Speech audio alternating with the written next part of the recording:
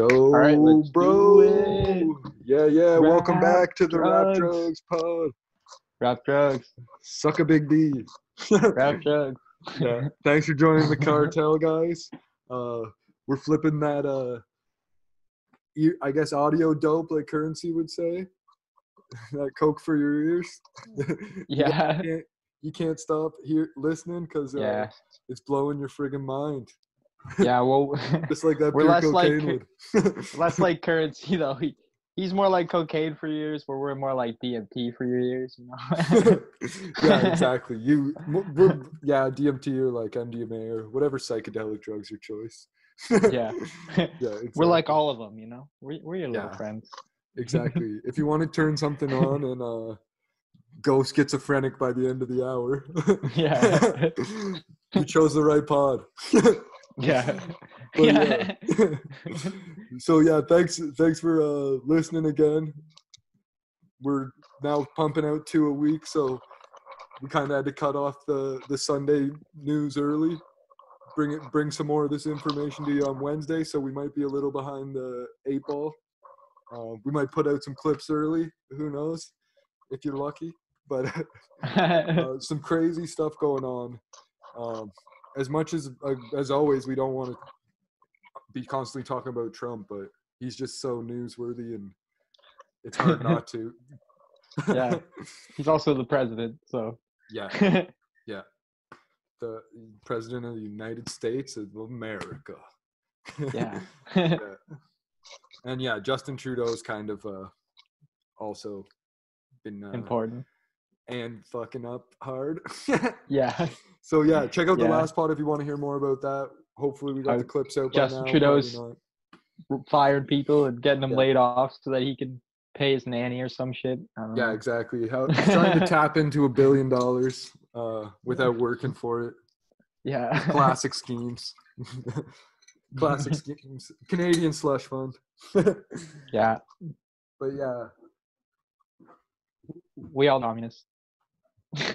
Yeah. He's friends with Castro. I think that's his real dad. That's word on the street, right? That's what I heard. That's what I heard on the YouTube. Yeah. I was watching YouTube, and they told me that Castro was Trudeau's real dad. Yeah, you know YouTube's nothing but the truth. That's why we're on it. Yeah, 100%. Yeah. And that's why him and Obama are communists. When they install a communist state, remove all private-owned businesses and replace them with government-owned businesses that pay everyone the exact same amount of money. Yeah, eliminate the competition. Yeah, and they're going to do it by taking guns away through registration. That's why they want you to register your guns, so that they can find them, take them away, and and they want to increase the minimum wage so they can get rid of your job and something about reptiles. Have everyone only receive minimum wage. Yeah, reptiles. I think. But yeah, speaking of reptiles, Komodo dragons are taking over the world. But anyways, moving on. Yeah. Speaking of reptiles or the deep state or whatever you want to call them, Jared Kushner. He kind of looks like a reptile, right? Yeah, I buy it. He's a lizard. He's a large lizard. Yeah, exactly. He looks kind of like Mark Zuckerberg. Yeah. But maybe I'm just. They're probably brothers. They're both Jewish. Yeah, I'm just. I'm not saying lizard people exist. I'm saying saying all Jewish people look the same. I'm just saying this is what you inbreds think. But yeah, a lot of them do look the same, and I don't know, kind of look like them too. Nothing wrong with it, but big news from the Independent, whatever you call it, independent.co.uk, came out yesterday. Ivanka Trump and Jared Kushner earned at least £28 million. That's $36 million US for all us normal folks in outside income last year. New disclosures show. So basically, it's impossible to determine the exact amount that the couple earned or their net worth because Documents they are required to file with the Office of Government Ethics only require administration officials to report the worth of assets and liabilities in ranges. Still filings, which were submitted last month and released Friday, show the couple continue to collect huge sums from their outside businesses, even as they work inside the admin. Their combined income for last year ranged from 36 million USDs to 157 million USDs. That's a huge range. But the Independent seems pretty legit, reporting the smaller number as their title. So this is from Washington Post, so it's also a Bezos-related article, so it could be fake news. The White House and an attorney for Mr. Kushner did not immediately respond to requests for comment Friday evening. Like his father-in-law, who refused to sell his private company when he entered the White House, Mr. Kushner has retained partial ownership of his family-run real estate business, Kushner Companies. Yeah. Yeah, the rest of the ownership is with his dad, who just got out of jail for fraud. Wow. Nuts. For witness tampering and bribing politicians. Yeah, just insane. Just totally nuts. Yeah. That's news for another episode we got cooking up. I think I've talked about it already. Todd's talked about it a little, just a little. Yeah. We gave you a sprinkle. Get into it more. But yeah, we'll get into it more after we get back into some psychedelic news for you. But yeah, going back to just this specific story. Yeah. The arrangement drawn criticism from government ethics experts who say it opens the doors to conflicts of interest and possible influence from foreign entities, which we know he has been dealing with geopolitics in Russia since before he had been in office. He was one of the big names involved in the whole Russiagate conversations and shit. Yeah. But yeah, he also likes hanging out with Saudi royal family members and I think torturing people. Yeah, and maybe a little too much even. Yeah. but yeah, with speaking on just the facts in the article, the Ivanka Trump initially held her own namesake in clothing and jewelry and had to shut it down amid political backsplit. So her income declined in millions.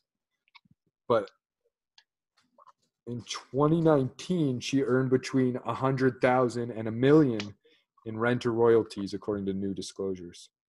For the third year in a row, Ms. Trump reported earning $3.9 million from her stake in Trump International Hotel in Washington, a fixed amount she gets from revenue produced by the property, which serves as a hub for the president's supporters and those with business before the administration. So this is a Washington Post article that was reposted on the Independent. Pretty interesting stuff. I'm sure we could go deep on both those characters, but there's too much more interesting news to cover today. We got a lot going on. Yeah. But yeah, to continue with Trump, not planning on going anywhere. TikTok fires back after Trump plans to ban app. Yeah. Did he do it? It was supposed to happen yesterday. Yeah. By executive order. Yeah, he announced on Friday he would be banning the app operating in the U.S. In a video Saturday morning, TikTok's U.S. General Manager Vanessa Pappas said the company is not planning on going anywhere. I think they stumbled across like a History Hyenas Giannis Pappas jokes video. He just said his name was Vanessa and dressed up like a woman. Doesn't he do that kind of stuff sometimes? Giannis Pappas there. I don't know. Yeah, History Hyenas is pretty funny. If you watch that, if you're on their Patreon, you probably know better. I'm not. I just on YouTube for free content only. Yeah. Donate to the paypal.me/rapdrugspod so we can keep being free. Everything. Yeah. And yeah. So Vanessa Pappas said the company's not planning on going anywhere. TikTok is home for creators and artists to express themselves, their ideas, and connect with people across different backgrounds of all the various communities that call TikTok their home, she said. Did you see Tim Dillon's video of him following around TikTokers all day? Yeah. That's a real parody. Like there's actually paparazzi that do that. Like oh wait, was he just were they kidding? Those kids were in on it? Yeah. Oh, I thought he was doing it. Maybe I don't know if it was that exact clip if you showed the full one, but the one kid like kept dropping his keys and laughing and shit. Yeah. Yeah. Yeah, I thought he was legit super high. And Kim Dillon was messing with him. Yeah, no, maybe I spoiled it for everybody, but if you watch his I guess so. podcast on that was just the last week, it's pretty funny. He goes in on this stuff. Goes in deep on his clip and makes fun of talks about the actual guy who he's making fun of there. Okay. But yeah, like you said, Trump said Friday the ban will come through either an executive order or by using executive economic powers. As far as TikTok is concerned, we're banning them from the U.S., Trump said. The president also made clear that he opposed a deal to let a U.S. company buy TikTok's American operations from China-based owner ByteDance. TikTok has found itself in the line of fire as tensions between China and the U.S. grow amid the novel coronavirus pandemic. The two countries are also at odds over Beijing's decision to implement a new national security law in Hong Kong. The app was labeled a national security threat to the U.S. last month. In July, U.S. Secretary of State Mike Pompeo said the U.S. was considering banning the app but didn't give a timeline. And then in the video Saturday, Papa said that when it comes to safety and security, the company is building the safest app because we know it's the right thing to do. What's more, Papa said in the video she's proud of the company's 1,500 American employees, said the app would draw an additional 10,000 jobs to the U.S. over the next 3 years. And then in a statement emailed to Global News on Saturday, a TikTok spokesperson said user data is stored in the U.S. with strict controls on employee access. TikTok's biggest investors come from the U.S. We are committed to protecting our users' privacy and safety as we continue working to bring joy to families and meaningful careers those who create on our platform. According to TikTok, 100 million Americans use the app for entertainment and connection, especially during the pandemic.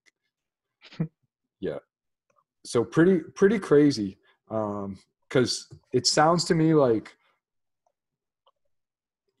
they're just a classic company, but that doesn't mean the data can't get taken back to China, and having it super protected is kind of good for them, keeping US or any other company off their back for corporate espionage or what have you.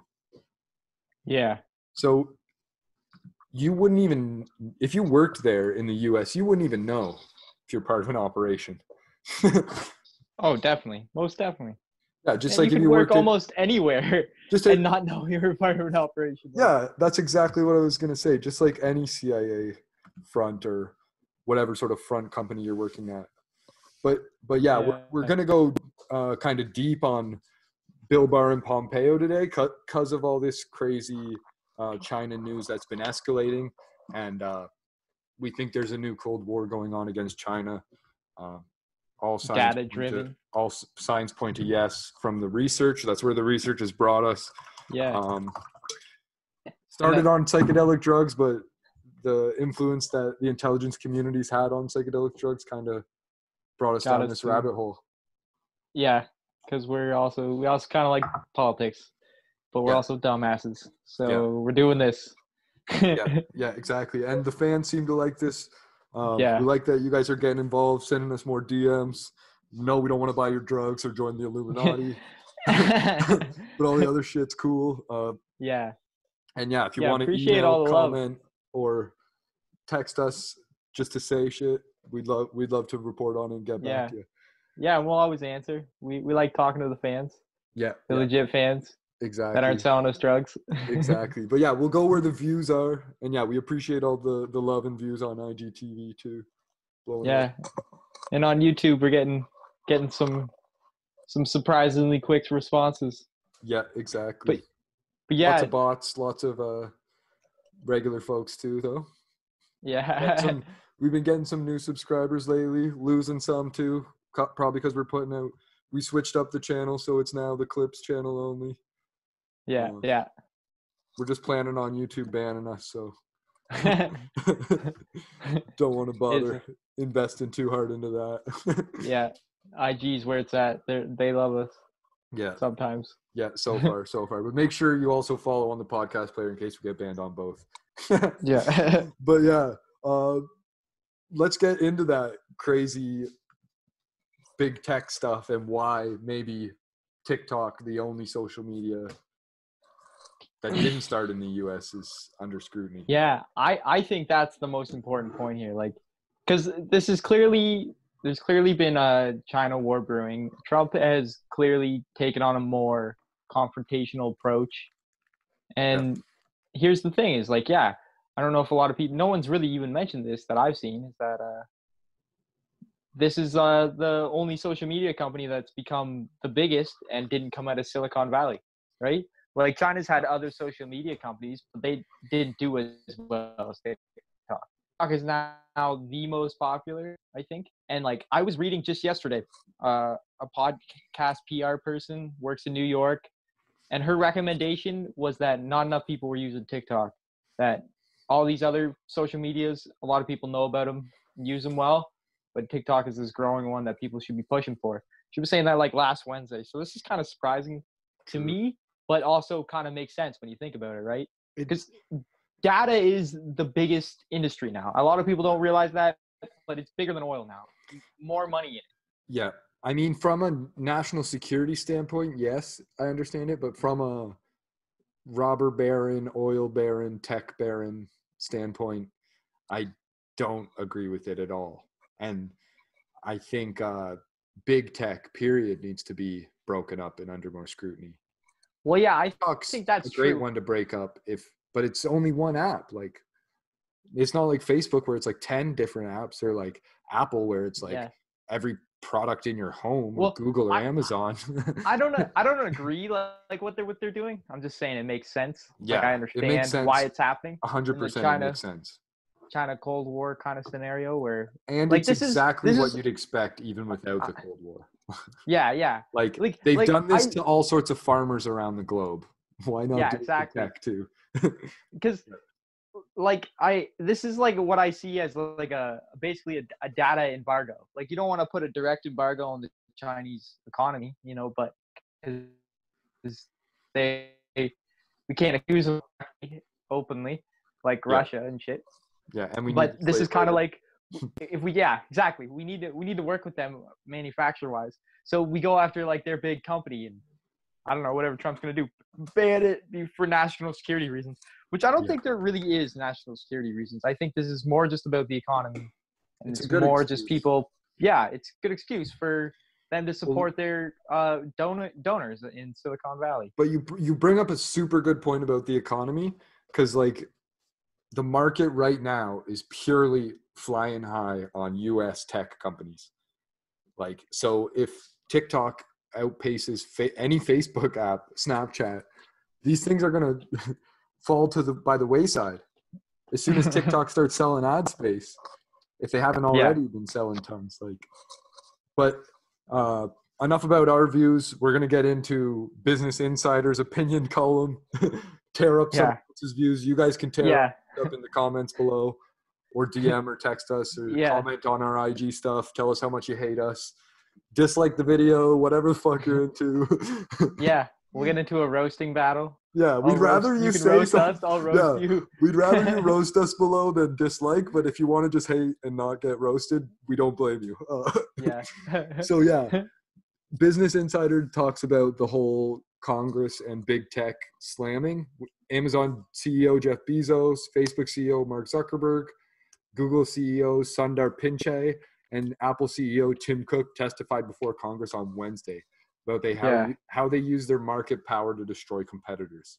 Yeah, so they all get together. The beginning of the end. It's just orgy, sex magic orgies. You can learn more about that in Cakes of Light. They all have Cakes of Light and microdose mushrooms. These real facts. Okay, sorry. And they also dose their competitors with high amounts of LSD. Enough about the conspiracies. And Scott Borgenson being with Ghislaine Maxwell and Incutel Group, and Eric Schmidt being a CIA front for starting Google. That may or may not be CIA. Who knows about the Facebook LifeLog? There may be FBI, and I don't know where Apple or Amazon came from, but weird. Anyways, you can look more into that in your own time and tell us about how Bill Gates is trying to kill us all. And whatever the fuck you're into, we're not. But we are into cutting down big tech, and we hope it ends up being like the turn of the 1900s in the oil, where these companies get broke the fuck up. And did that really help things though? happen. Like from what I understand, they broke up and they just became like 5 different companies that made even more money than they did before. Well, that's I guess that gives more people more jobs. I don't know. Like it's More better. middle managers, more middle class, I guess. I don't even know what you do. I have no idea. I'm not an economist, and I know Peter Schiff's probably not correct though, just a little bit. Yeah, we I think we should just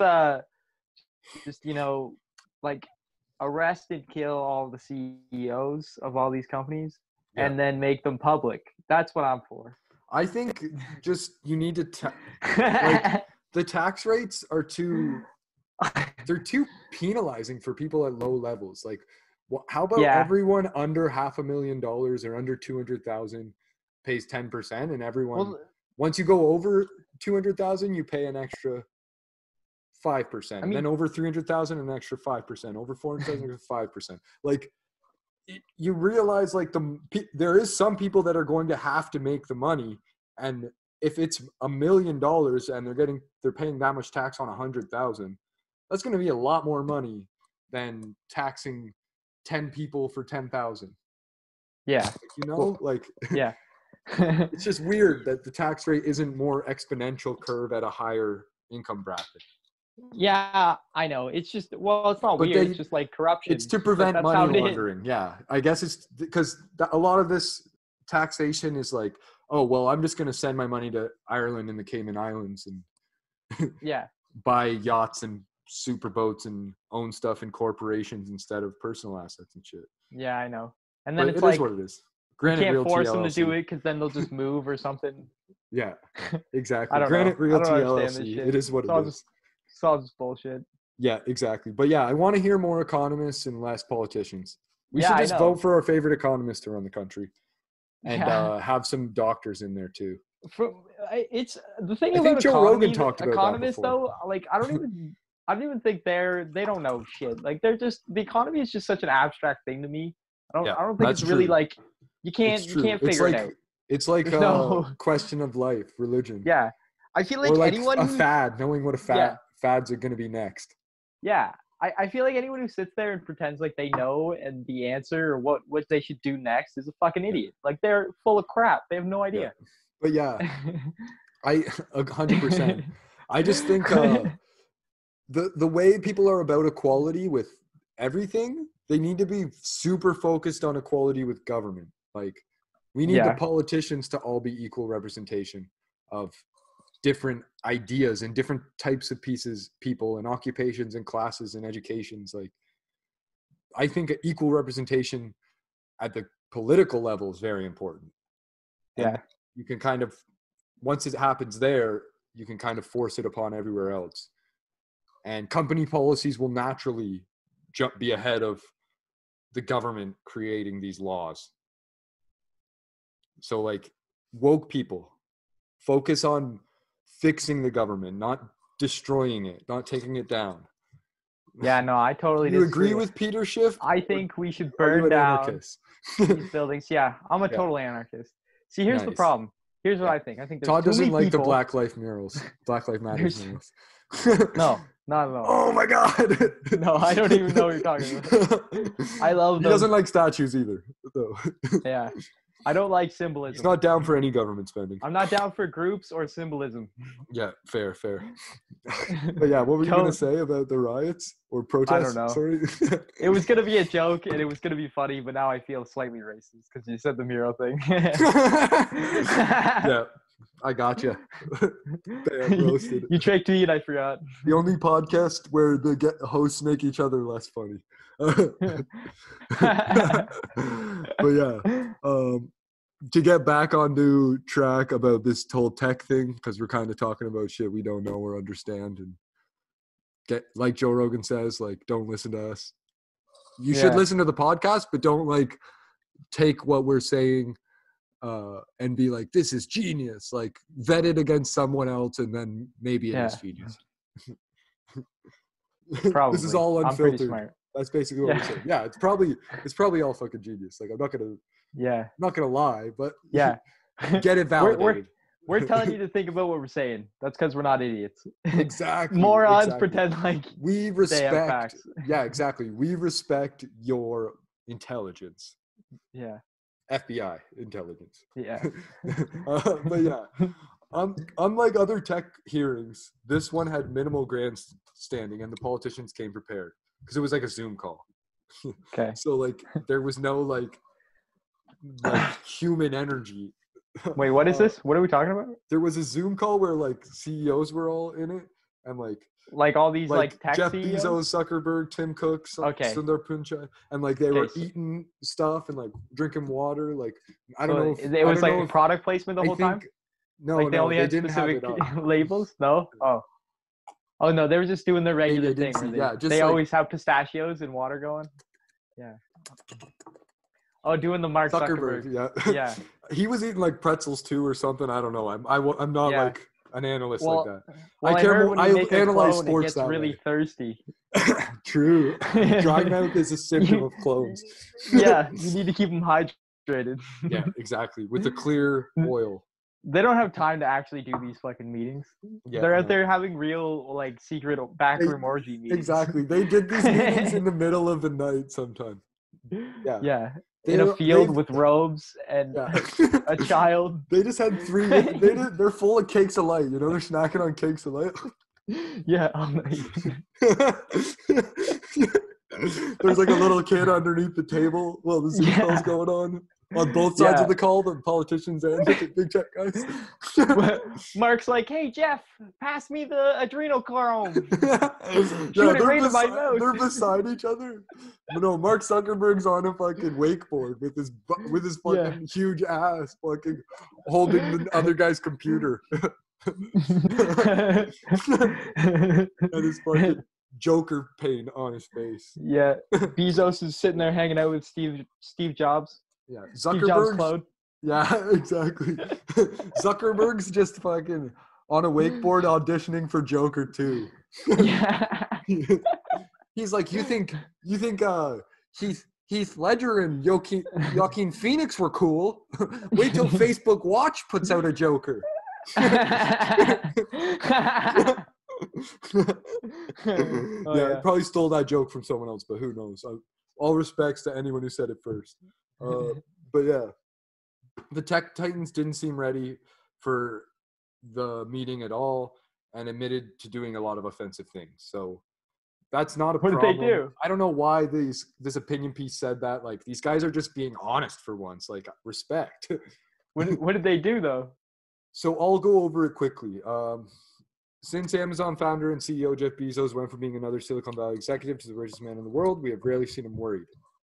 Man who dared the tabloids to taunt him, divorced his wife by cheating on her. This man employs a personal detective named Gavin DeBecker. There's a click link. I guess you can read all about that. Jeff Bezos leaked text. But on Wednesday, we saw his worried face. We saw it while Bezos testified before a subcommittee of the House Judiciary Committee focused on antitrust enforcement. He and Facebook CEO Mark Zuckerberg, Google CEO Sundar Pichai, and Apple CEO Tim Cook were called to answer questions about their power. More opinion crap. For the past year, this subcommittee has been investigating whether that dominance over distribution has led to America's decade-low small business creation, where Facebook, Google, Apple, and Amazon use their power to destroy would-be competitors. Wait, this is what they were apologizing for? This is what they were in the Senate for. So they weren't apologizing for it. They were getting questioned about it. Okay. But given the historic nature and the intense media focus of the meeting, the lawmakers' primary mission was to articulate their findings on the vast power in ways that regular Americans couldn't understand, or bring it down to what they could. Yeah, the senators don't fucking understand either. You ever watch these meetings? They sound like morons asking these questions. They're like, how come, Mark, why do I look up dildos and then I start getting ads for dildos on my Instagram? Yeah. I mean, there was this guy using like chocolate as a euphemism for something inappropriate. It was super hilarious. Yeah, sneakers. And then Mark just kept being like, we target audiences with stuff they want to see. What's a internet history? What's a browser history? Yeah. Yeah. What are cookies? Yeah, those jokes are funny. But yeah, so these politicians are old geezers who don't know how to use tech. But the subcommittee showed that these companies are gatekeepers, that they engage in anti-competitive practices, and that their dominance is about monopoly power, not innovation. Matt Stroller, an antitrust researcher and the author of Goliath, the 100-Year War Between Monopoly Power and Democracy. So under pressure, they admitted to a lot of the toxic behavior their critics have been accusing them for the years. And this Senate committee meeting was over Zoom call? Yeah, exactly. So for the most part, members from both parties asked thoughtful, well-researched questions, and it seems CEOs were not prepared for that. So members of both parties hammered Facebook over its strategy of buying, copying, or threatening competitors out of business, reading damning internal emails from the company's acquisition of Instagram. Bezos was tongue-tied when he asked why Amazon made money from counterfeit goods, and he couldn't answer questions about Amazon's protocol for ensuring it's not selling stolen goods. Bezos all these guys should be in jail. Those are both criminal offenses. What the exactly. fuck? It's the worst pawn shop on the planet. You can sell whatever you want on there. Bezos squirmed through questions from Rep. Pramila Jayapal about how Amazon misuses third-party seller data to develop in-house brands that compete with merchants selling on his platform, saying only, I can't answer that question, yes or no. So that means yes. The subcommittee's chairman, it's like when you want to go get ice cream and your mom's like, maybe. That's a no. Yeah. The subcommittee chairman, Rep. David Sicilian, brought up that outside Amazon, these third-party sellers are called partners, while inside they're called internal competitors. Much in the same way, Zuckerberg swept through questions about Facebook's history of spying on competitors. Zuckerberg could not explain away the fact that his company profits from peddling misinformation. Sicilian said that despite its commitment to distributing only accurate information about the coronavirus, it took Facebook 5 hours and 20 million views before it took down a video full of false claims. I don't think it should be Facebook's responsibility to fucking give people good information. Okay, if you're on Facebook getting information, you're a fucking dummy. And it's your own goddamn fault. Yeah.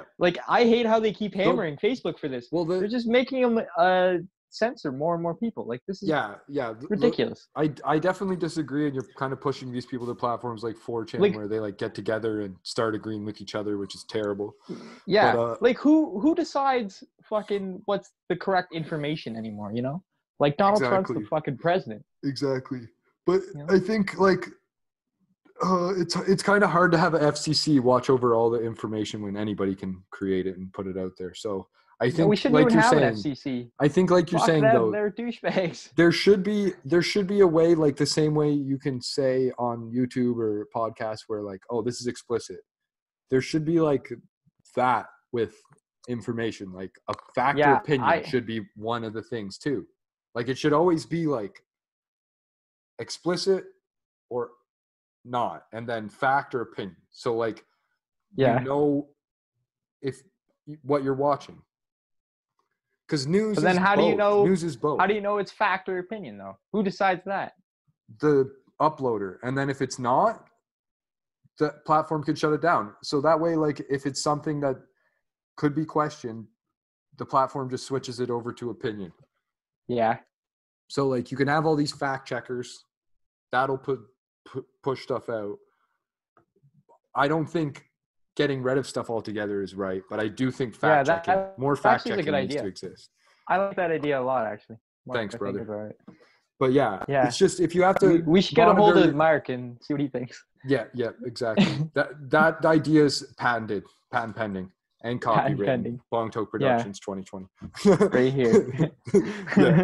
So Democratic Representative Joe Neguse of Colorado pressed the CEOs of Apple and Google, both of which control app stores, to promise that they would not use the information they collect from apps in their stores to build competitors. They usually don't, which is pretty legit.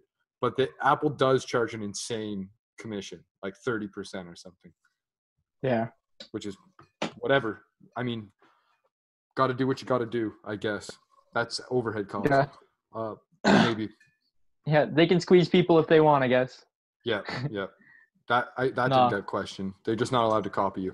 But Democratic Representative Val Demings of Florida, who knows what's going to happen next, Press Pachai about the way Google surveils its customers. Of course, they're worried about how they're getting watched. Bundling data from across all its products, such as Gmail and apps, to sell them targeted ads for masks. I made up the mask part.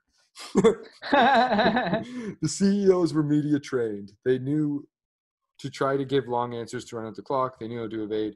They knew how to give non-answers. Bezos at one point uttered the words, "I do not understand." I could not help but find the irony in that. So now it gets more into some opinion piece. Perhaps the most gut-wrenching moment of the hearing was when Democratic Representative Lucy McBath of Georgia played a recording of a small textbook seller that was crushed by Amazon when it got big enough to compete with Bezos' business. We were never given a reason, the seller said. Amazon didn't even provide us a notice as to why we were being restricted. There was no warning. There was no plan. Confronted with the recording, Bezos had no explanation. I actually hate this so much because I feel like there's so many problems that they go after these companies for, where if they had just let these smaller companies exist, these problems wouldn't exist. There would be the competition there to force them to, I don't know, be smart and give people options. Like people don't have options really to go to other platforms, you know, and try and avoid restrictions that maybe that platform is given to them. That's, I think, the biggest problem. Yeah, exactly. Well, yeah, it's because like people pretend like they do have that option. Like you could just go somewhere else if you don't like how YouTube's fucking guidelines work. Not it's everyone like, no, has the you means. Yeah. Yeah. Unfortunately, we know as content creators that are self-funded that like I don't know how we'd ever get on cable other than public access, and that doesn't give us worldwide reach. That's not fair. That's anti-competitive. So it's not fair. Yeah. So to attack, and that's the other thing too. Life ain't fair, buddy. You want to sell your shit on Amazon? Hopefully it's stolen and it's not something that they're gonna copy. Hopefully you're selling the counterfeit goods or the stolen goods. Yeah. Not stuff that can get copied. But yeah, enough on big tech. We know they're bad. Yeah. They didn't get hit too hard. Nothing's going on now because a lot of them are probably CIA fronts and shit. So once this pandemic's over in January 2021, me and Jason are leading a march to tear down the Silicon Valley data companies. Yeah, exactly. We're going through San Francisco, 225 Chestnut. We're going to start off there. We're going to be like, the CIA started here. They've infiltrated the rest of the thing. Why do you think everyone's microdosing in Silicon Valley? They're still trying to use all the tabs they bought way back in the 60s. Yeah. When they were like, oh yeah, we're going to outdo Russia. Because so people are like, nah, I don't want to do psychedelics with you. So now they had to like get the nerds, the autistic nerds all into it. but yeah, I really, what we're getting into this episode, what wanted to be important is Bill Barr. And he had a long-awaited testimony. Like, I guess he's called Trump's most powerful cabinet member. Yielded more venting questions and few. There's reasons for that.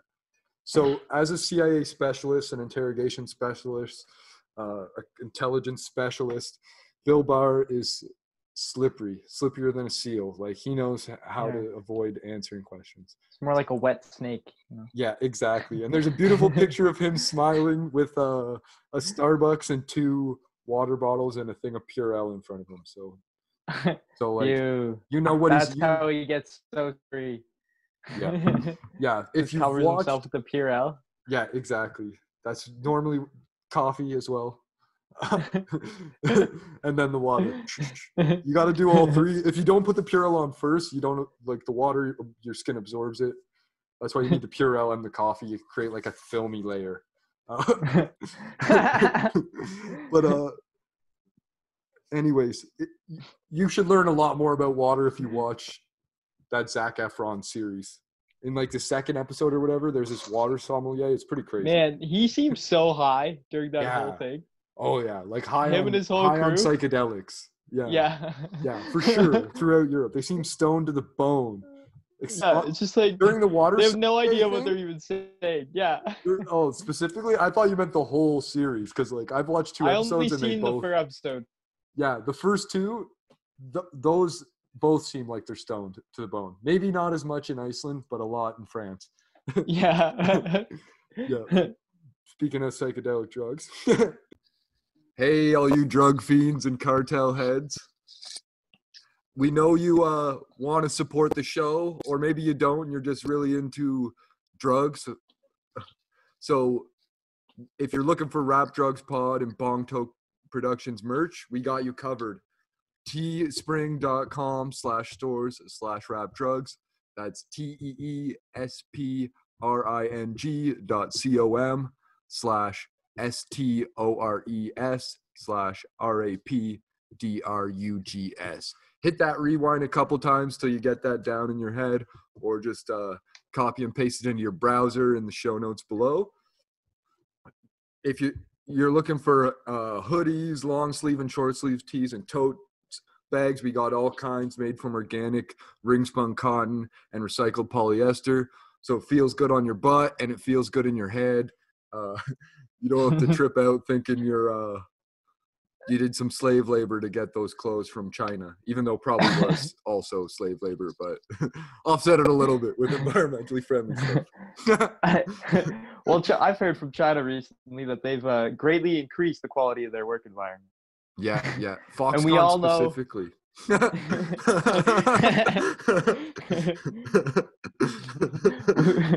We all know how truthful the CCP can be.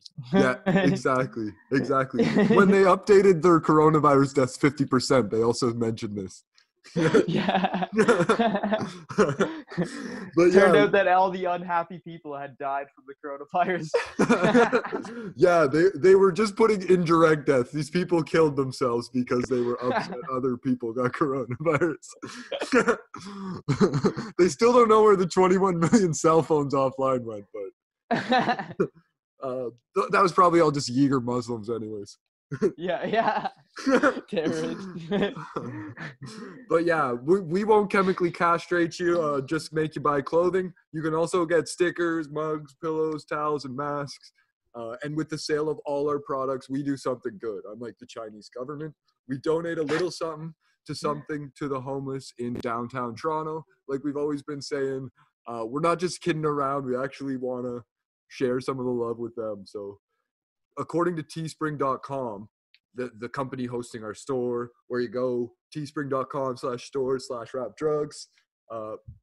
If you buy a tote bag, hoodies, or long sleeve tees, an extra donation is made to environmental nonprofit orgs. So again, you get your mind all jacked off from donations there. And every mask sold, so if you want to buy a nice Bong Toke Productions mask, rep that you're a smoker, since people can't smell your weed breath. $1 with every mask is donated to nonprofits to feed children in need, since there's no breakfast clubs and shit for them to go to at school right now, unless Donnie Boy can convince the schools to open across the U.S. But yeah, last thing we really want to pump out, maybe I'll go deep on the merch after this, but we're also coming out with our own clothing line, to be determined. We're not going to give you the name just yet, but it's going to be something wild, going to be something crazy. We're probably going to copy a bunch of names, like get some Rap Drugs Supply Co. out there, some Rap Drugs Outfitters, steal those logos like you've been liking on IG and seen us do so far. Yeah. Just parodying them. Yeah. All you lawyers, watch this clip. We're parodying the logos. So eventually new merch is going to start dropping every week or so, or every couple months, whenever we feel like it. So just keep up with all the announcements on our Instagram and our YouTube, IGTV, whatever podcast player you like. And we're going to have all our new merch popping through the But yeah, going back to Congress, I know you guys are bored of this shit, but some of your minds are getting blown, so it's like doing drugs. House Democrats have been waiting for more than a year to grill Attorney General Bill Barr, a man they've accused of all manner of professional conduct, including repeatedly and inappropriately intervening to protect President Donald Trump and deploying federal agents to incite violence in American cities. Today, they finally had their chances. Barr testified at long last before the House committee. Barr defended the Justice Department handling of protests in Portland, Oregon, and other cities. We're not out to cause trouble, he said. In his decision to order a reduction in the sentence that federal prosecutors had requested for Roger Stone, the judge agreed with me. The Attorney General insisted in a rare moment when his voice betrayed annoyance. He denied that there was a systematic racism in police departments across the country, but was barely pressed to defend that assertion. Kind of like Joe Rogan. But I respect that Joe Rogan has had some people on that.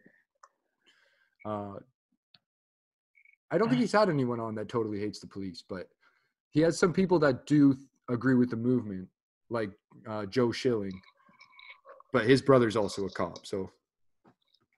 But yeah, I think police need to get retrained, and eventually they're all going to get replaced by surveillance anyways. So don't worry about it, guys. It's happening either way.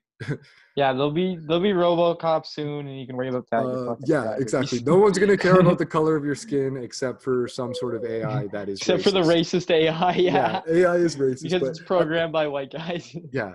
At the same time, though, I don't think they're going to start discriminating. I think they're going to hate on everyone. Yeah, they'll discriminate against humans. Everyone who's poor. Yeah, who's not a cyborg or a reptile. Yeah, exactly. But yeah. Democrats have a model for effective congressional oversight. Last year's impeachment hearings against Trump. Though the Senate did not remove the president from office, House Democrats showed how televised hearings could bring to light government conduct that had previously been shielded from public views. So that's what people think like a lot of the thing was. So many of the committee's senior Democrats chose to use their limited time not to seek answers from Barr, but to make speeches. Reclaiming my time quickly became the anthem of the day. This is a hearing, the Attorney General complained at one point. I thought that I was the one who was supposed to be heard.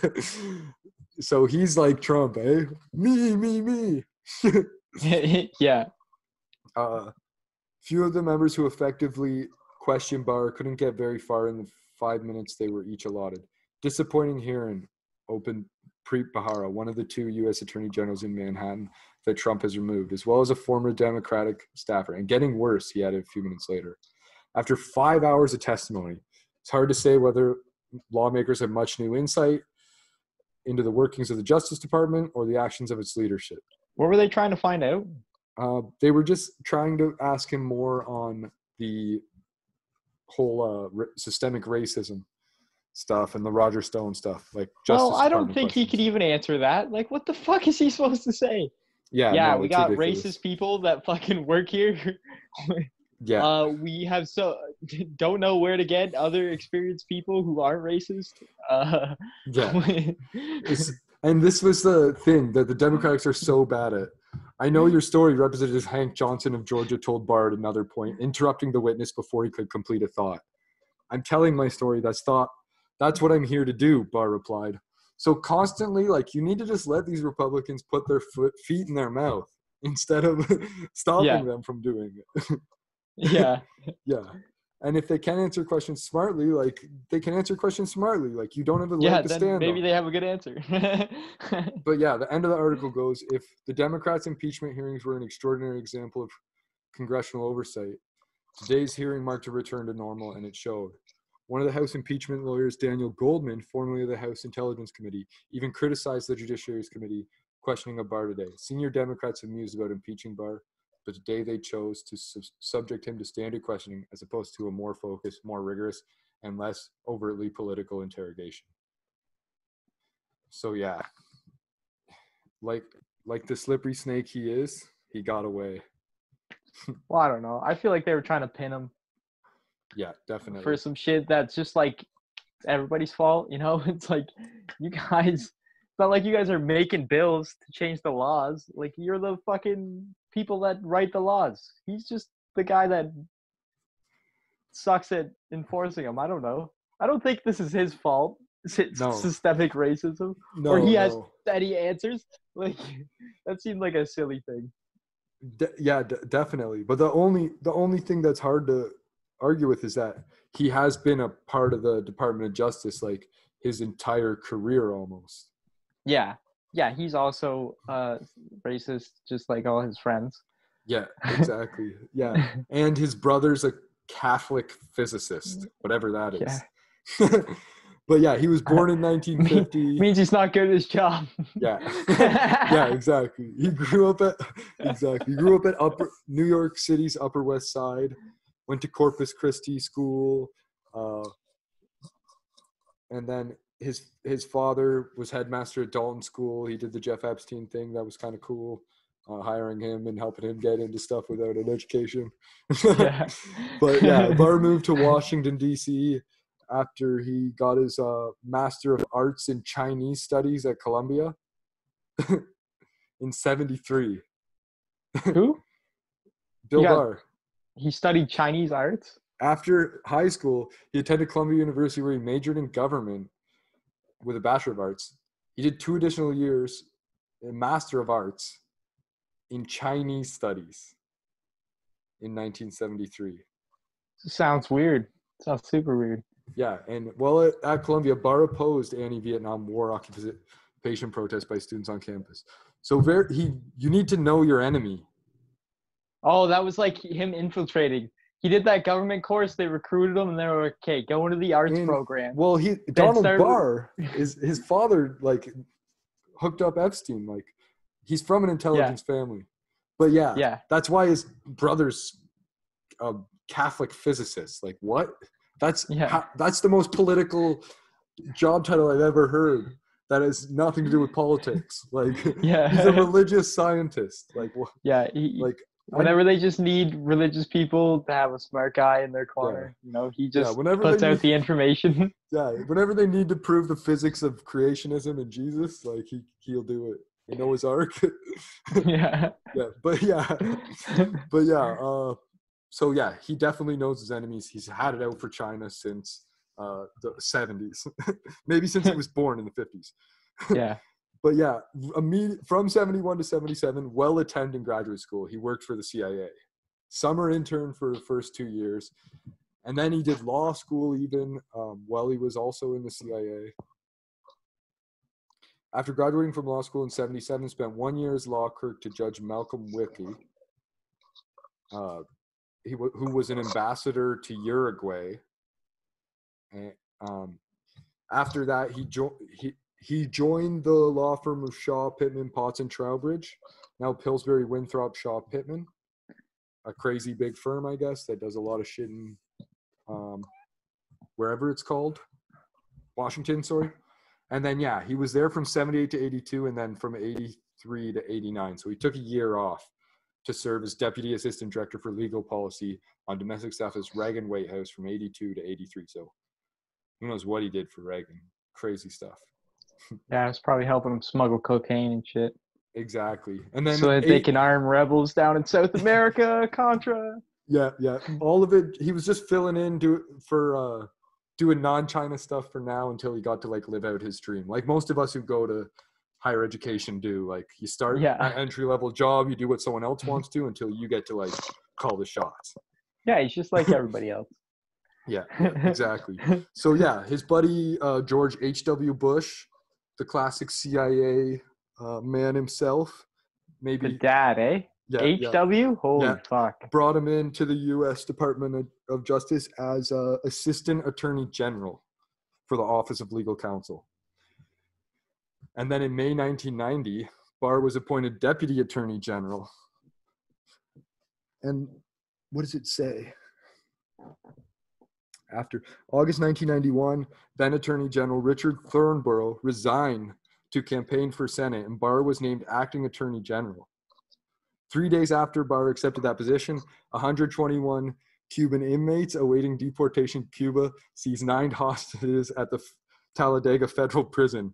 He directed the FBI's hostage rescue team to assault the prison, which resulted in rescuing all hostages without the loss of life. So huge fake thing or maybe real thing. Seems pretty legit. Yeah. But yeah, he continued to be Attorney General until 93. And then there's a lot more going on here, some investigations we could go deep on, and the Iran-Contra in 92. I got to hit the bathroom, Todd. ruining the pod with all these bathroom breaks. but yeah, he I guess was part of the Iran Contra. Just to quickly read one line out of here. Because of this, Walsh complained about the move, insinuating that Bush, on Barr's advice, had used pardons to avoid testifying, and stating the Iran-Contra cover-up, which has continued for more than 6 years, has now been completed. In 2003, he wrote an account of the investigation in his book, Firewall, the Iran-Contra Conspiracy and Cover-Up. That's Lawrence Walsh. Because of this and Barr's unwillingness to appoint an independent counsel to look into a second scandal known as Iraqgate, New York Times' William Safire began to refer to Barr as cover-up General Barr. Barr, however, responded that he believed Bush had made the right decision regarding that he felt people in the case had been treated unfairly. Barr said Walsh was a headhunter who had completely lost perspective. So that's an intense one. Yeah. The treasonous CIA people who were treated unfairly. Yeah, exactly. So crazy stuff. But then, post DOJ, he ended up doing some different things. He was executive vice president and general counsel of GTE Corporation from 1994 to 2008. Barr became a multimillionaire from working in GTE and Verizon. He was also from 2000 to 2008 when GTE merged with Bell Atlantic and Verizon Communications. He was the general counsel and executive vice president. In 2001, his salary was reportedly $1.5 million. In 97 to 2000, Barr served as board of visitors, College of William and Mary in Williamsburg. 2009, Barr was briefly of counsel to the firm Kirkland and Ellis. From 2010 until 2017, he advised corporations on government enforcement matters and regulatory litigation. So, government enforcement for hire. From 2009 to 2018, Barr served on the board of directors for Time Warner. So he's millionaire over and over again. Like we were saying, these CIA, these military, these politics, got people, they get onto boards and influence that way. Yeah. So now he's at Time Warner. Now he's helping Jeffrey get kids. Yeah. Smuggling kids out of Time Warner Studios. I don't know if he had to step down or if he's still getting paid by those companies, but he gets back in December 2018. Trump announced Barr's nomination to succeed Jeff Sessions, and the attack on China, I guess, got deeper from there.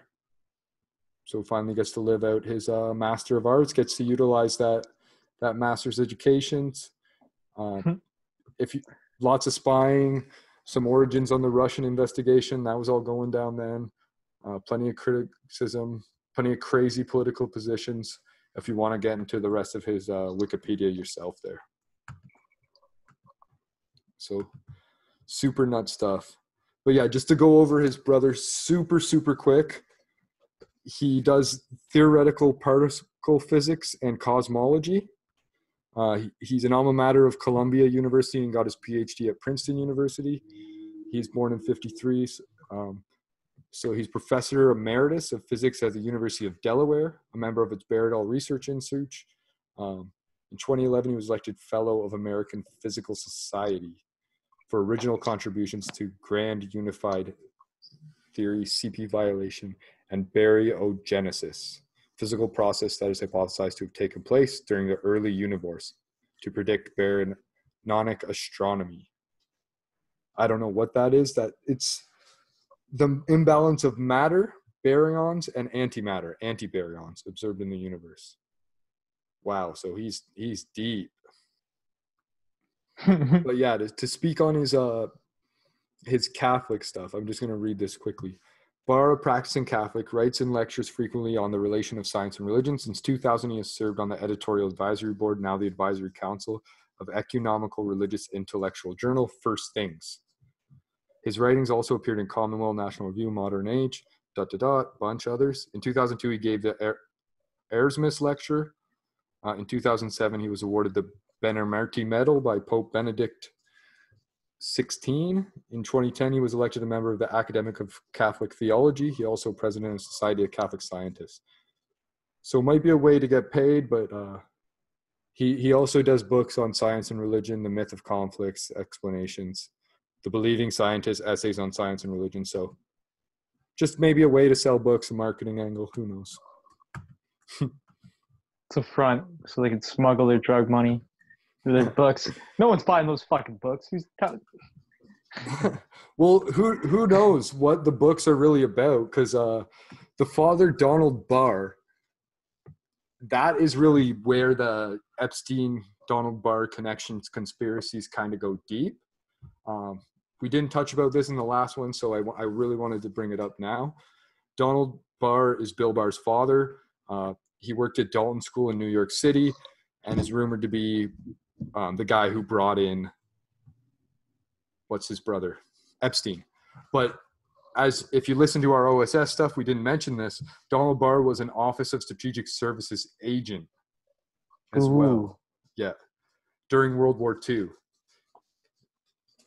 And then he started teaching English at Columbia in 1955. But with the whole Dalton headmaster thing, in 1973, Donald Barr published Space Relations, a science fiction novel about a planet ruled by oligarchs who perform child sex slavery. It has been noted that the plot of the novel reflects the crimes of Jeffrey Epstein.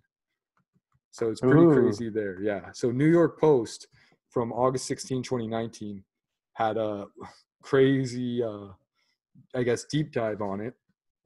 Space Relations, a slightly gothic interplanet tale by Donald Barr, has been thrust into the spotlight in the wake of the convicted pedophile's apparent suicide, and eBay sellers, quick to link the two men, are now hawking it for as much as $5,000, Vice's Motherboard reported. 99. Yeah, Motherboard picked up a copy for $2 before sellers began offering between $150 and $5,000. So that's wild. And yeah, the fantasy novel portrays an earthling named John Craig who's sold into slavery on a planet called Kossar. Craig falls in love with Lady Morgan Sidney, a Kossar leader described as having high breasts and long thighs. Nice. Craig goes along with Lady Morgan's demands to sexually assault a teenage slave as part of a clinic used to breed people, Motherboard said. What the novel fuck? Includes other instances of rape. And then Donald Barr and Epstein are loosely linked by their time working at the elite Dalton School in Manhattan. Epstein began teaching math and science 3 months after Donald left. Is that what Jeffrey was really up to? He's trying to breed people? Yeah, people were saying he was about eugenics and that stuff too. Gross. So yeah, it's pretty intense. That's almost too horrifying. Yeah, exactly. It's pretty crazy. You can deep dive on non-facts if you want to learn more about that, but maybe we'll be able to post a link in at least in the clip show notes if you dig through the clips there. But getting back to recent news. Reality. Yeah, exactly. Because that stuff's a little crazy.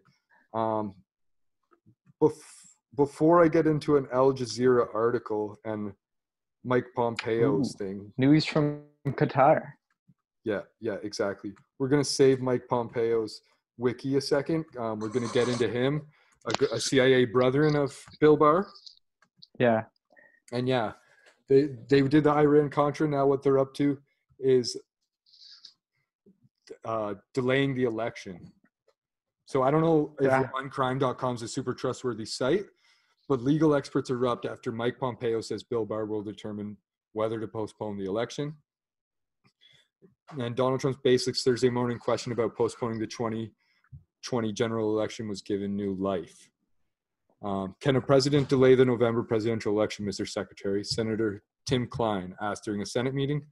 Senator, I'm not going to enter into a legal judgment on that one on the fly this morning, Pompeo replied. You are one of the most highly trained and accomplished lawyers who are part of this administration, Kane summarized. Can a president delay a presidential election? To which Pompeo replied, in the end, the Department of Justice and others will make the legal determination. So Bill Barr, Department of Justice. We all should want, I know you do, to Senator Kane, want to make sure to have an election that everyone is confident in. Are you indifferent today of the election, Kane asked. It should happen lawfully, Pompeo said, the end of his thoughts on the matter. So there was some pretty crazy stuff. The Constitution gives Congress the power to set a date for the election. Congress has already set a date, and states are going to run the election process like every other cycle. National Security Attorney Bradley P. Moss told Law and Crime in an email. Yeah.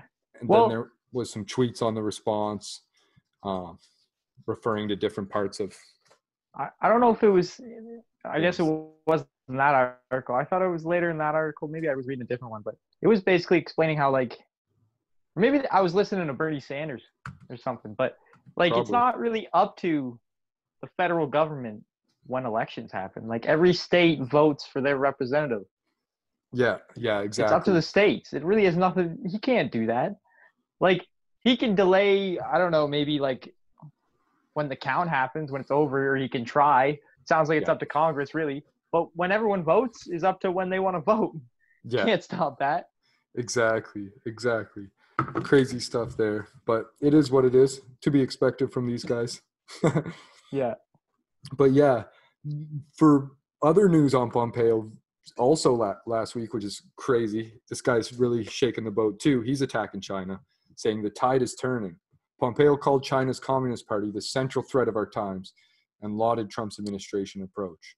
So this was on Thursday last week. His country's dealings with China, saying there is international support for American policies, even as he was dismayed by the number of countries supporting Beijing's new security law.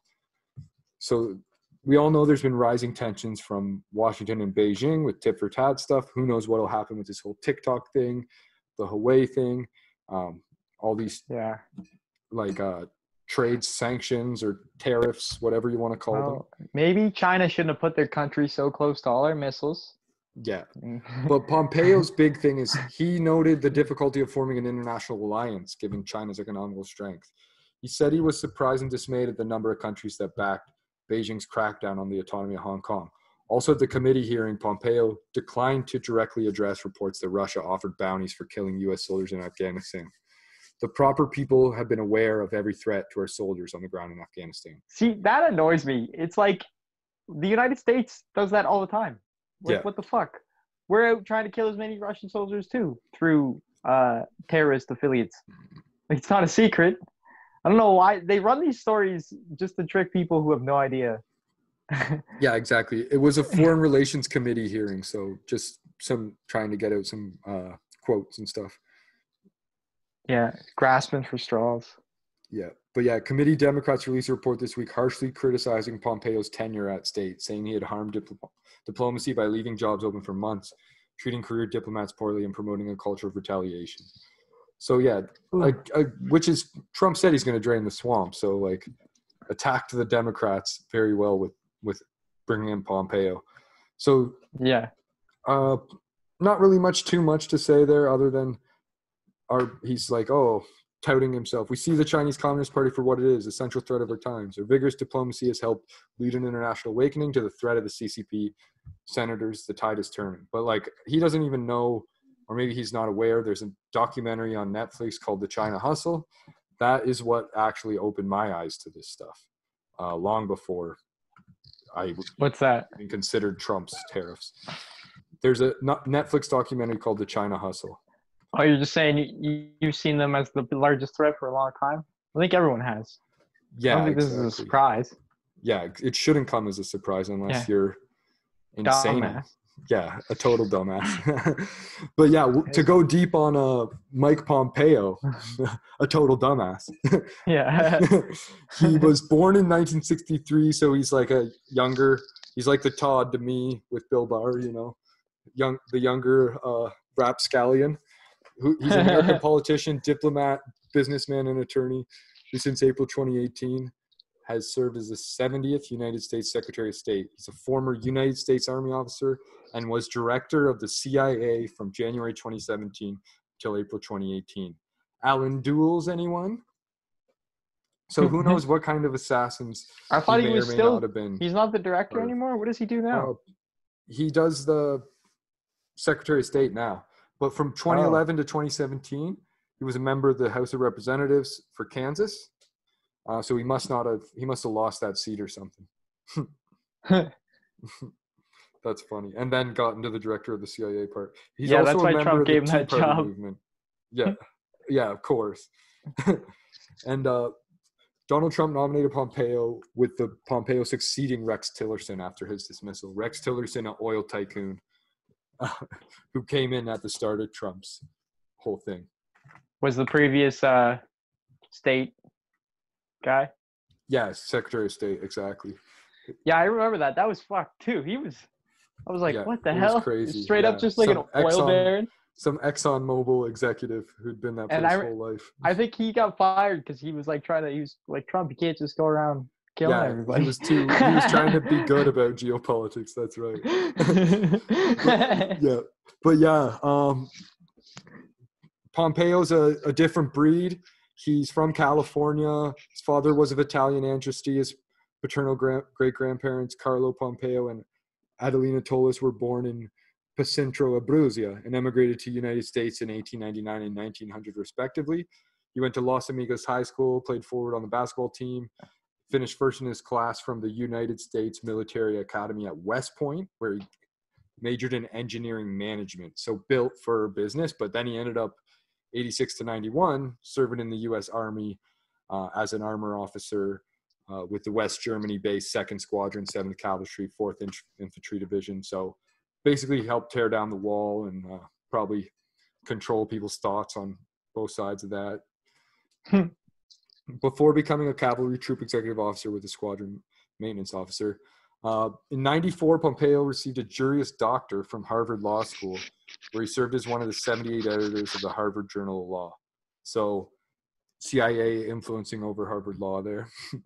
His business career, 88. So in the middle of him serving as a U.S. Army, Pompeo moved to Wichita, Kansas, where he and 3 other West Point friends, Brian Bellotto, Ulrich Breckbull, those 2 guys have Wikipedia pages, and Michael Stradinger, acquired 3 aircraft part manufacturers there: Aero Machine, Precision Prolifting, B&B Machine, and in St. Louis, Advanced Tool and Die, renaming the entity Thayer Aerospace after West Point Superintendent Sylvanus Thayer. Venture funding for the private organization included nearly a 20% investment from Koch Industries, as well as Dallas-based Cardinal Investment and Bain and Company. Breckbull worked for Bain at the time. Breckbull and Stradinger left the company shortly after it was founded, but Pompeo and Bellotto continued. Very interesting stuff. Hustle. Yeah, exactly. They renamed it to Next Tech Aerospace and then to Highland Capital Management, which had clients including Lockheed Martin, Gulfstream Aerospace, Cessna Aircraft, Boeing, Spirit Aerosystems, and Raytheon Aircraft. So he probably knows all about the aliens. Yeah, exactly. So yeah, after he sold his interest, he became president of Sentry International, an oiled field equipment manufacturer that was also a partner of Koch Industries, again with the Koch brothers. And then in 2017, Pompeo became head of the CIA. So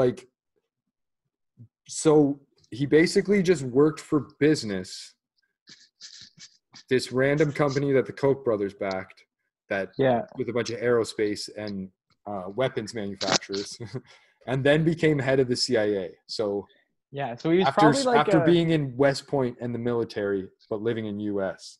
He's probably like a arms dealer. Like he's one of those people that would move the guns into like the fucking terrorists that help us. You know what I mean? Probably moving guns into Chechen, southern Russia. Exactly. You know? And among all this, even though he's been he did a startup and flipped it, and he went to West Point and Harvard and graduated from that in 94, flipped his thing back in 2006 to then become president of Sentry Industries. His net worth is only $345,000. So this guy's insane at money laundering or whatever is going on there. Yeah. Classic. But yeah, so crazy stuff. But he ended up doing Kansas, getting that representative thing in. You can read more about the election and his tenure and everything he did on that whole thing with the Wikipedia page. Same with his time with the CIA. There's a lot going on there. So yeah, I could read all day. He was involved in it, but most interesting I want to get into is the COVID-19 pandemic. Pompeo said the U.S. government is trying to determine if COVID-19 virus emanated from the Wuhan Institute of Virology. On April 23, 2020, Pompeo claimed that China had denied U.S. scientists permission to enter the country. On May 13, 2020, Pompeo made a swift visit to Israel for his first trip overseas since the outbreak of the pandemic. Despite Iran and the application of Israeli law over parts of Judea and Samaria were discussed between him and the Israeli PM. His high priority on the visit was to stress Israel to restrict its economic ties to China. So there is a Cold War against China again. Pompeo, I think director everyone of CIA, mentioning it. I think everyone kind of knew once this pandemic started coming, at least in government, that this was going to be the opportunity for China to expand. I think that was why what they were so afraid of, why they wanted to keep the economy going so bad. Yeah. You know what I mean? Yeah, exactly. They're just so worried about China moving in and just taking up all the business. Yeah. Because they can force their people to keep working. Yeah. And here's how he may or may not be involved in pedophilia. Up to you to decide. Pompeo is affiliated with the Evangelical Presbyterian Church. Pompeo served as a local church deacon from 2007 to 2009 and taught Sunday school. Yeah. In 2014, Pompeo told a church group Christians needed to know that Jesus Christ as our Savior is truly the only solution for the world. 2015, in the Toke church, Pompeo said that politics is never-ending struggle until the rapture. Yeah. It's fucked. I remember reading stories about him. Apparently, when he was CIA director, he'd walk around and talk about the rapture and how we need to invade Iran to get the ball rolling. True. Well, yeah, maybe it's a farce, and USA and China are both out to get Iran. But who knows? It's probably more a China thing, and Iran was just a good way to pump out some excuses. Yeah. But should we let's speak a little bit about Iran, and then we'll go back to some FCC stuff maybe, or maybe we'll just end it with the Iran thing. There's a lot of articles here. You guys can read more about that stuff. Supporting Corruption. The FCC. Yeah, we all know they hate Hawaii. Support the FCC. But yeah, let's go over the Iran strike quickly. So from January 2020, Barr and Pompeo shift justification for Iran strike from imminent threat to deterrence. So this is shady. Yeah, exactly. Killing Iranian commander Qasem Soleimani was part of a larger strategy of deterrence, a shift from the Trump administration previous rationale that the strike was carried to prevent imminent attack. So basically, they just changed the explanation to say it was to deter attacks. If you read really into it, I don't think it's in this article here, but Iran actually was worried that this guy was becoming too powerful, Soleimani, within the quite military. Possibly. So definitely as a intelligence thing, it made a lot of sense. But yeah, this is what they're saying. O'Brien said very reasonable security precautions were taken, but suggesting no specific warnings were given to the embassy in Baghdad. I'm not going to cut and run it every time somebody threatens us, O'Brien said on Sunday when ABC asked why the Baghdad embassy was not evacuated. So that was when they got fucking hit back. But yeah, just a crazy thing there where they got Soleimani roasted, geopolitics stuff. Politico, Barr, Pompeo cheer FCC as agencies buck Pentagon and airwaves fight.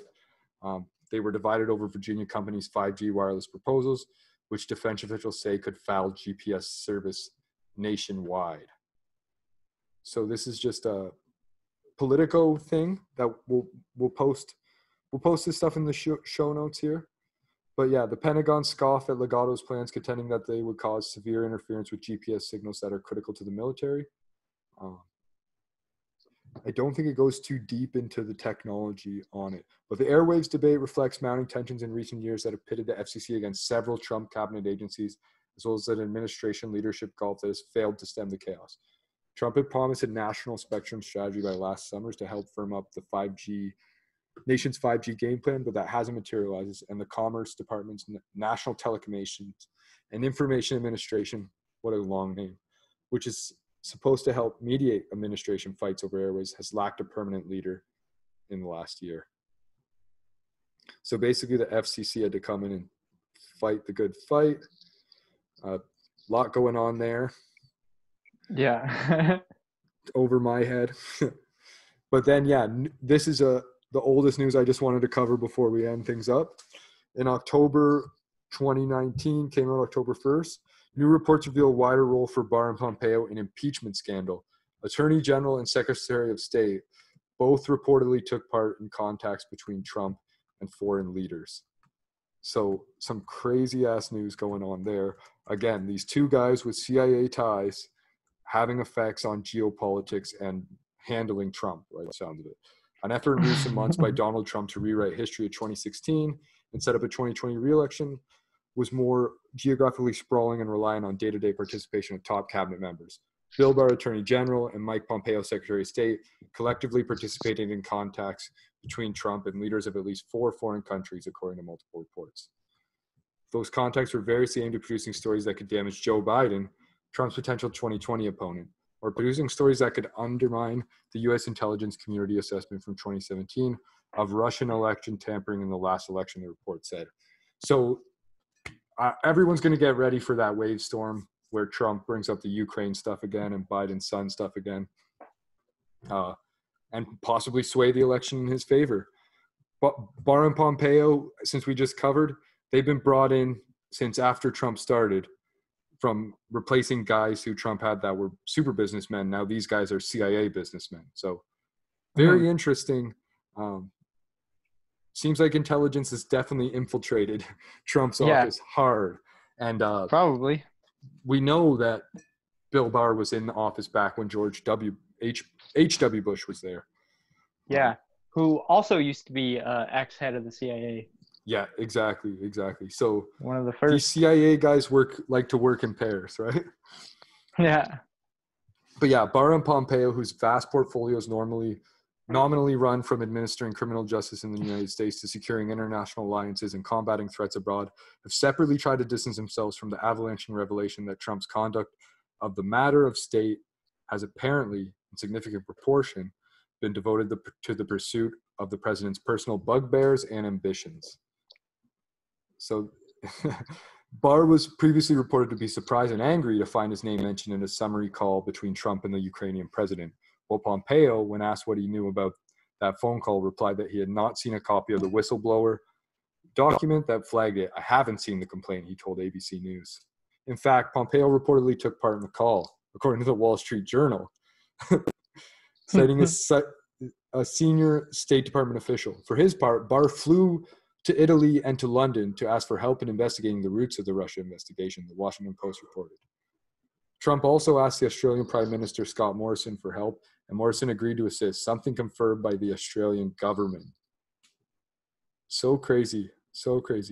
Pretty clear that Barr is working feverishly with Trump to produce some kind of anti-Mueller report. So yeah, they got all kinds of stuff on here. This article again goes so deep. We just don't have time to cover all the news, but we thought it was super important to go deep on the new China Cold War, and it starts back in the 1970s with Bill Barr and getting a Master of Arts in China Studies to where we are today.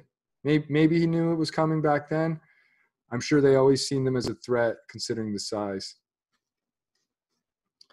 But maybe this is all planned. Maybe this is all predetermined by the CIA. We don't know. Exactly. We just know that Donald Barr worked for the OSS. Check out the OSS episode if you want to learn more to the crazy shit those people are up to. But yeah, Donald Barr also worked at Dalton School before Jeff Epstein was brought in. Baby intelligence, and then Jeff Epstein took over the new part. And he also wrote that crazy book that is basically space version of what was going on between Prince Andrew and Epstein and everything. So pretty crazy stuff, pretty nuts stuff.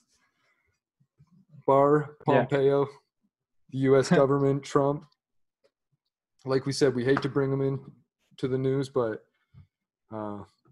that's all the news wants to talk about anymore. And big tech may or may not be skirting by. They're using the same tactics Bill Barr is for getting through interviews, so who knows what's up there. Yeah. But yeah, anything else you wanted to bring to the people, Todd? I know we're recording this a couple days early, so you might have missed some news that came out in the last day or so. No, I don't know. Fucking great job, people. Thanks for listening. Yeah. You're still be surprised. Exactly. And yeah, like we were saying, Barr and Pompeo have been everywhere. They are everywhere. These intelligence agents are all over. Be careful, be watchful, be mindful. And we'll catch you next week. Thanks, fam. Yo, thanks for listening to or watching Rap Drugs Pod, the research and psychedelics drug show. That's what we're all about, research and psychedelics. Yeah, a lot more research on intelligence agents than you might expect from a show about psychedelic drugs, but you got to know they're dishing out the LSD to people. Anyways, don't forget to subscribe. If you're on YouTube, hit the bell for notifications. Drop a comment down below. Give us a like. And if you're on Apple Podcasts, show some love with a 5-star review already. We appreciate all you fucking drug fiends out there coming in every day, hitting that like. Exactly. And don't forget to join the cartel. That's right. Follow us on IG at therapdrugspod. You can watch the show in parts a couple days later. Come out on IGTV right there on your phone. We're probably going to get banned, kicked off YouTube anyways. Maybe IGTV too. So yeah, make sure you're subscribed to the podcast as well. On whatever platform you listen to. Doesn't have to be Apple. We're on everything, boy. And yeah, we don't have any Patreon or shit like that. We're not trying to scam you out of $5 each month. You can go use that on Netflix or coffee. But we would love a donation. So everything we do is totally free. If you think it's worth even $1 or 50, just shoot that to the paypal.me/rapdrugs.pod. And you can sleep easy at night, knowing we're going to take a homeless man out for lunch, beers, or something cool. Whatever Todd feels like that day, the homeless man. Probably smoking weed. Yeah. Yeah,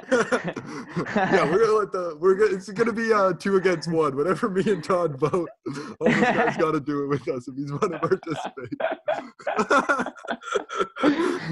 It's not up to him. Yeah, unless one of us agrees with him instead of the other guy, which is likely to happen if you watch the whole episode. Oh yeah. But yeah, if you're not into just giving us something for free, you don't think the content's that good, well, fuck you. You can buy our merch at Teespring, teespring.com/stores with an S,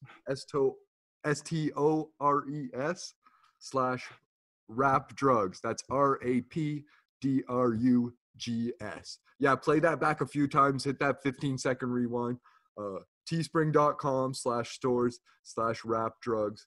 If you want to support us and rep the show, prove you're a part of the cartel. But we don't recommend it unless you want the CIA following you around and shit like that. Just kidding, they already are. Yeah, exactly. If you're on Facebook and the IG, you're already getting followed.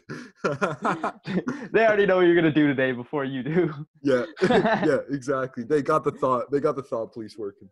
So last thing, we love all the DMs, emails, and texts we've been getting so far. So if you want to reach out, we'd love to hear your feedback and answer your questions. Don't try calling because we'll just send you straight to voicemail. And yeah, we're thinking of a cool new segment. So if you have any crazy trip stories you want to share, DM, email, text, and we'll set up a Zoom or just send us the full story and we'll do it anonymously. Or we'll share your name and we'll just do it for you. So whatever you're more comfortable with, we think it would be cool to get more trip stories in. We know people really liked Netflix Have a Good Trip, but we don't want to hear about Ben Stiller trying to get home when he was high on acid. Like, we're trying to hear more fucking crazy ad rock trips of people in the desert fucking getting picked up by the cartel that was really just a bunch of friendly dudes or whatever shit you're into. Yeah. So yeah, whatever happened to you when you were fucked up on drugs, we'd like to know. We'd like to set up a Zoom so the fans can hear all about the crazy shit, or just share your story and we can punch it up and share it too without changing any of the facts. Todd,